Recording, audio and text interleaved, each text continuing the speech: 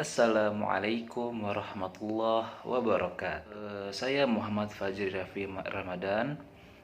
Saya dan teman-teman akan memberitahu atau akan memberi ilmu apa itu psikologis klinis.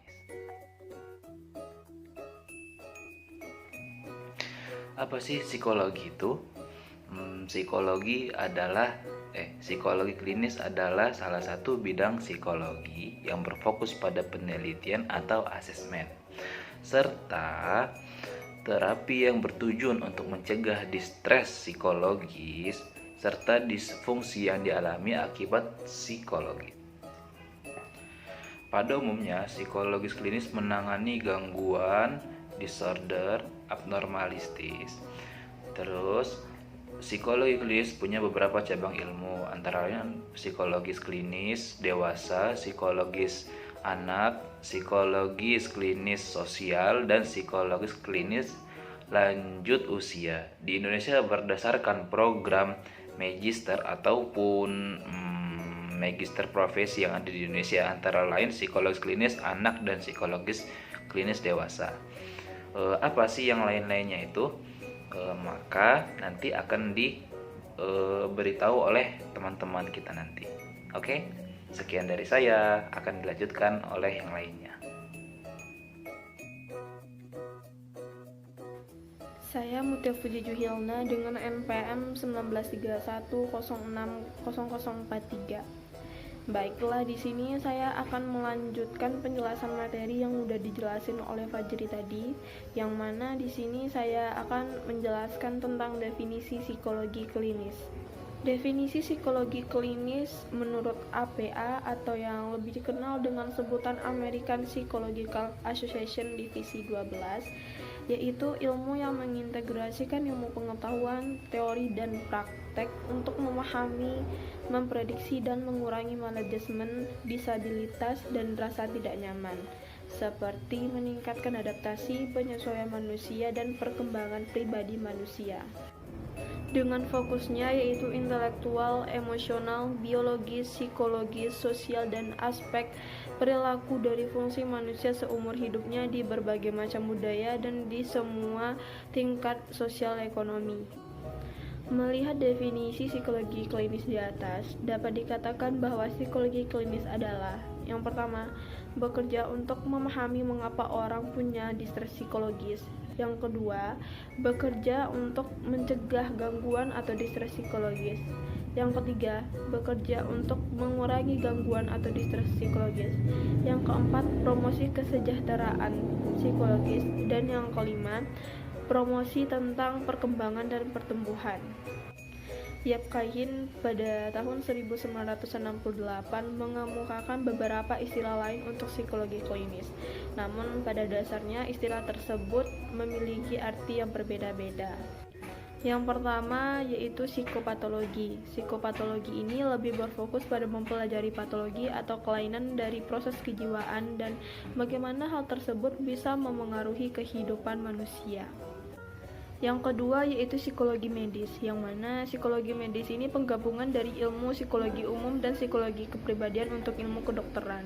Tujuannya untuk melengkapi pengetahuan dokter tentang gambaran biologis manusia dengan gambaran kejiwaan, afek, serta kehidupan perasaan pada manusia normal. Dan yang ketiga yaitu psikologi abnormal. Psikologi abnormal ini diciptakan untuk mengklasifikasikan keadaan yang tidak normal yang mungkin terjadi pada manusia. Nama saya Marifa Handayani, NPM 1931060035. Jadi di sini saya akan menjelaskan tentang ruang lingkup psikologi klinis. Nah, psikologi klinis kan kita mempelajari tentang bagaimana perilaku orang-orang abnormal. Nah, itu ruang lingkupnya ada 3. Ada assessment, ada intervensi, dan juga ada penelitian. Pada tahap pertama itu assessment merupakan proses-proses pengumpulan data dan juga memahami bagaimana perilaku si klien.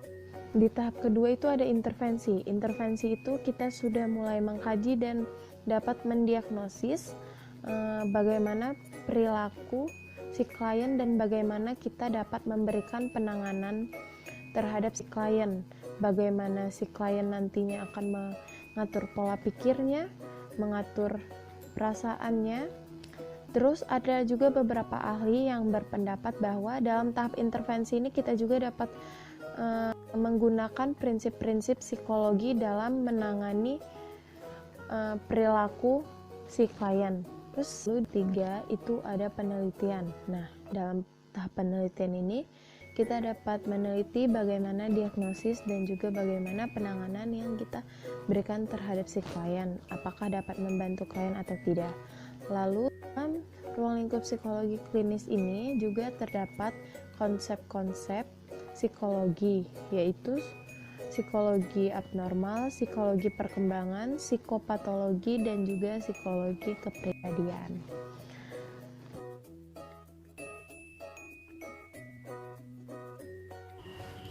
Assalamualaikum warahmatullahi wabarakatuh. Nama Putri Ayu Lestari dari Prodi Tasawuf Psikoterapi NPM 19310600100. Di sini saya akan melanjutkan materi tentang pendekatan psikologi klinis. Jadi di sini ada 4. Yang pertama psikodinamik, yang kedua humanistik, ketiga behavioral, dan keempat kognitif. Jadi di sini saya akan menjelaskan tentang 4 metode yang tadi saya sebutkan. Yang pertama yang saya sebutkan psikodinamik. Nah, psikodinamik ini tentang tokoh Freud, kasus dari terkenal anak O. Pasti sudah mendengar dari materi-materi kita sebelumnya tentang psikologi perkembangan jilid 1.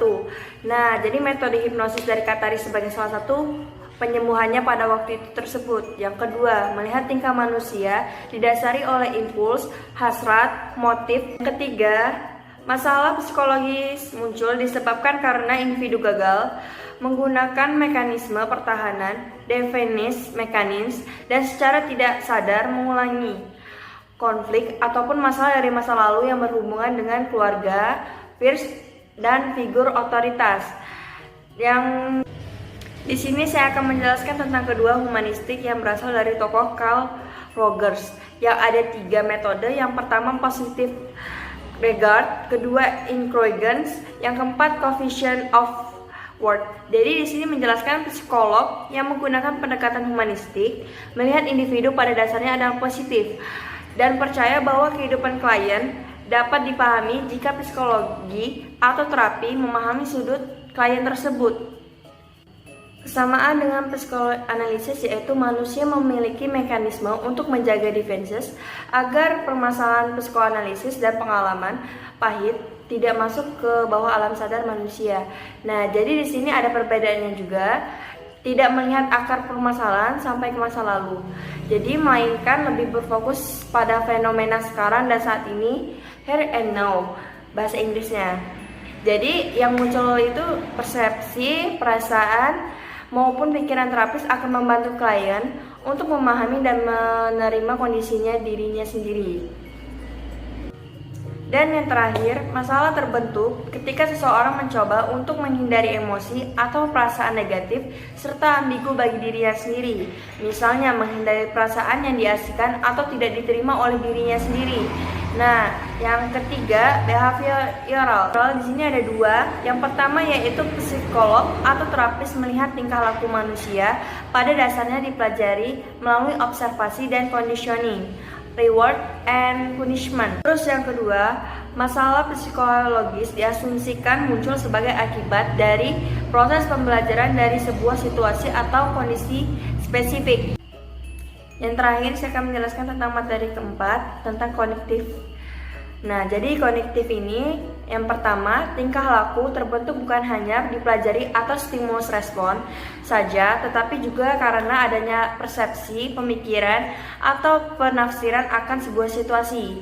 Nah, yang kedua, setiap individu membentuk caranya sendiri untuk memahami situasi yang mempengaruhi hidup mereka serta sebagaimana mereka merasakan dan bertindak atas situasi tersebut. Dan yang terakhir, permasalahan psikologis terbentuk ketika kepercayaan individu ada 3, yaitu asumsi, penjelasan, dan atribusi, dan berkontribusi terhadap hal yang paling mereka takutkan.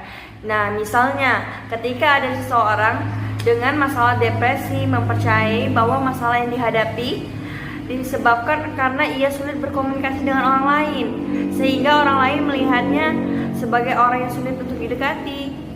Jadi orang itu susah untuk dipahami atau untuk dimengerti. Novian Kurota Ayun, NPM 1931060095. Di sini saya akan menjelaskan tentang studi kasus mengenai psikologi klinis di masa pandemi COVID-19. Kasus ini bersumber dari Jurnal Education karya Linda Fitria Danifdil yang berjudul Kecemasan Remaja pada Masa Pandemi COVID-19. Hampir semua negara yang ada di dunia ini mengalami pandemi COVID-19, tidak terkecuali Indonesia. Kondisi yang datang tiba-tiba ini membuat masyarakat tidak siap menghadapinya, baik secara fisik maupun psikisnya. Di antara kondisi psikologi yang dialami oleh masyarakat adalah rasa anxiety apabila tertular.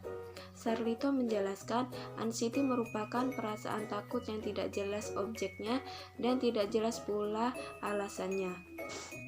Anxiety ini juga dialami oleh remaja karena usia remaja dapat dikatakan usia yang masih labil dalam menghadapi kondisi-kondisi seperti saat ini.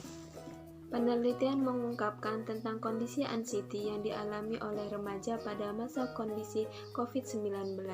Hasil analisis deskriptif data penelitian tentang anxiety remaja pada masa pandemi COVID-19. Kategori rendah sebesar 2,1%, kategori sedang 43,9%, dan kategori tinggi 54%. Anxiety yang dialami remaja akan berdampak yang pertama, kurang tidur. Anxiety menyebabkan insomnia. Yang kedua, kesulitan untuk fokus. COVID telah mengancam fisik dan psikis kita dan cara hidup yang lainnya. Yang ketiga, sering lupa. Alexander Parpoura, ahli gerontologi, menjelaskan bahwa anxiety dapat menyebabkan memori kita karena melibatkan sistem saraf parasimpatis. Yang keempat, meningkatnya iritabilitas dan mudah marah. Mengatasi hal seperti ini, peran orang tua sangat penting untuk membimbing, memotivasi, dan memberi pengetahuan tentang COVID-19. Selaku konselor atau guru pembimbing untuk membantu remaja mengatasi anxiety adalah dengan memberikan pelayanan seperti konseling individual, bimbingan, dan konseling kelompok. Assalamualaikum warahmatullahi wabarakatuh.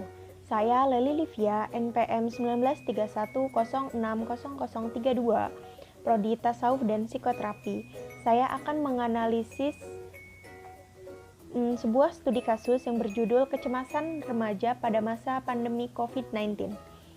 Nah, psikologi klinis adalah cabang ilmu psikologi yang mempelajari, mendiagnosis, dan mengobati gangguan emosional, perilaku, dan gangguan kesehatan mental lainnya.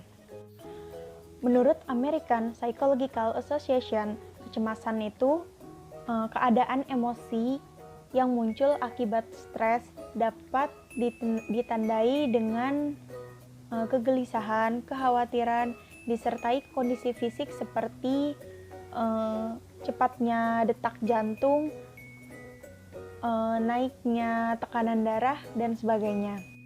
Nah, kecemasan itu mengakibatkan gangguan fisik, psikologis, dan kognitif. Jika kecemasan dibiarkan saja, gangguan kecemasan itu akan semakin parah dan membutuhkan penanganan profesional.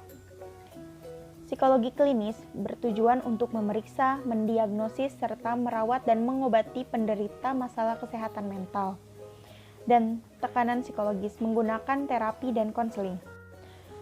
Sebagai psikolog klinis, konselor, atau guru bimbingan konseling, ada beberapa hal yang dapat dilakukan untuk membantu remaja dalam mengatasi kecemasan, yaitu dengan melayani konseling individu dan konseling kelompok.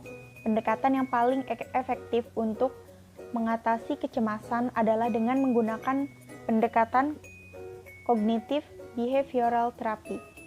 Itulah penjelasan singkat mengenai urgensi mempelajari psikologi klinis dari kelompok kami. Terima kasih sudah menonton. Mohon maaf atas segala kesalahan. Wassalamualaikum warahmatullahi wabarakatuh.